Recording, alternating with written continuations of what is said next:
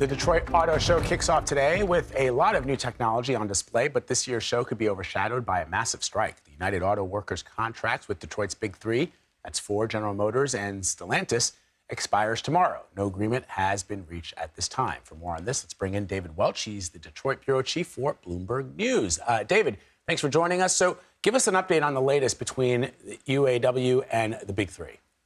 Yeah, good morning to you both. Look, it's still very tense right now. The union had an update with the leadership of its locals all across the country yesterday and basically said they're still pretty far apart. And they even started talking about strategies for how they would strike the companies. And it sounded like they would go after, instead of a huge national strike, they would go after some key plants that could either shut down the rest of the companies. It's what they call a bottleneck strike, where they strike a key parts plant that every other factory needs. Or it would be factories like a pickup truck plant or several of them that are hugely profitable and start to hit the bottom line for the companies very quickly. So what's like a little bit different about the current negotiations, and you can speak a little bit to it, is that typically what happens is the union negotiates with one of the Big Three, they find an agreement, and then they use that to pressure the other companies. In this case, all of the Big Three are being negotiated at the same time, which means it could have a major impact if there's a strike. What's the trickle-down effect on the economy? So if they do shut down all three of them, you're talking about a $5.6 billion hit to the economy in just 10 days. That's not huge, but it is politically very important, because when General Motors had a 40-day strike, and this was just GM in 2019, it threw Michigan into a recession. You really don't want economic damage in the Great Lakes states, swing states like Michigan and Wisconsin, if you're headed into an election, if you're Joe Biden. So that's kind of a pressure point for the administration. But you would have layoffs at parts companies. You could have layoffs at steel mills eventually if this strike goes on for a long time. And this is a very heated year because of the union's demands and because they haven't gotten great raises over the past 4 years, while the profits of the companies have been very strong. So let's turn now to the auto show. What are the standout features for the cars that are expected to debut? You know, the show's being overshadowed by union talks, but we do have some new models coming out. There's a new Cadillac sedan. GMC has an SUV, I think, or some kind of new vehicle, perhaps. And I think we'll see some stuff from Ford. We'll see some things from Stellantis. They haven't all unveiled everything just yet. But we don't have the presence of the European car makers and a lot of the foreign automakers like we used to. It's just not as big a deal.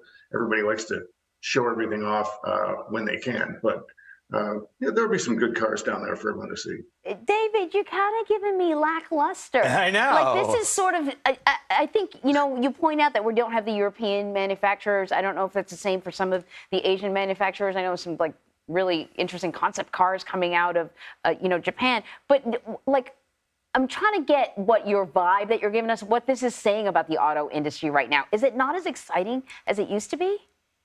The show itself is not. This used to be a major event where companies would come in from all over the globe for the entire week, and they had events for, media events for 4 nights, public events after that. And they would show cool concept cars. They would show brand new production cars. It was a very big deal. And the companies have decided really over the past, I'd say at least 5 years, that they would rather show their best stuff on any given Tuesday when they've got all of the airwaves and not sharing it with a dozen other car companies. So some of the companies haven't been there in quite a while. It really started with the luxury brands going away. And when that happens, that kind of takes some of the excitement out for a lot of people.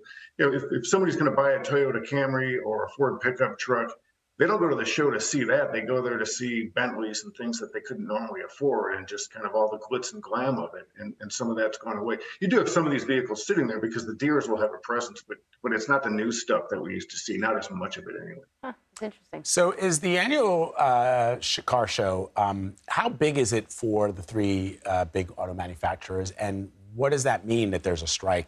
How could it impact it in the days ahead?